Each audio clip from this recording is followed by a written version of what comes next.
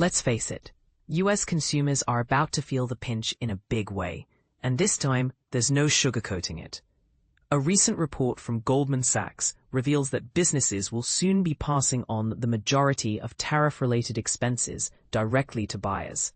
If you thought inflation was troublesome before, brace yourself.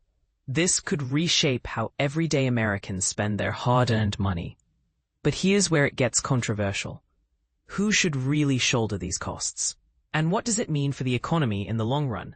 According to a detailed analysis by Goldman Sachs shared with Bloomberg, only about 22% of tariff costs have trickled down to consumers so far this year through June. However, if history serves as any guide, that figure is projected to skyrocket to 67%. Why? Because businesses can only absorb so much financial strain before they're forced to pass those costs on to shoppers.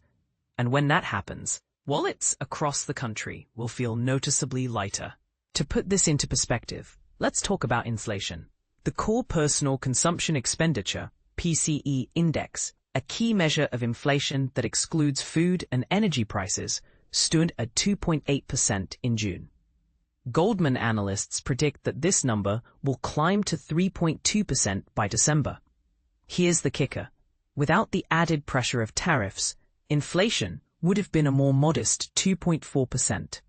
Tariffs have already bumped up the PCE index by 0.2%, and projections suggest further increases of 0.16% for July, and an additional 0.5% throughout the remainder of 2025.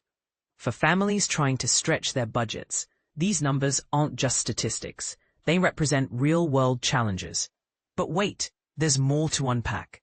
While US businesses have absorbed roughly 64% of tariff-related costs thus far, companies like Apple and General Motors are already feeling the squeeze. Apple reported a staggering $800 million hit due to tariffs last quarter, while GM faced over $1 billion in tariff-related expenses. Moving forward, though, businesses may only need to cover less than 10% of these costs themselves. Instead, international exporters, who currently bear around 14% of the burden, are expected to take on closer to 25% of the load. This shift raises questions about global trade dynamics and whether foreign suppliers will raise their prices even higher to compensate. Meanwhile, Commerce Secretary Howard Lutnick recently told Fox Business that the U.S. economy raked in approximately $30 billion in tariff revenue last month alone. He anticipates this figure could swell to $50 billion per month as additional tariffs come into play. On paper, this might sound like a win for government coffers. But what about the average consumer footing the bill? And here's the part most people miss. While tariff revenues grow, so does the strain on households struggling to keep pace with rising costs. Adding another layer of complexity is the Federal Reserve's stance on interest rates.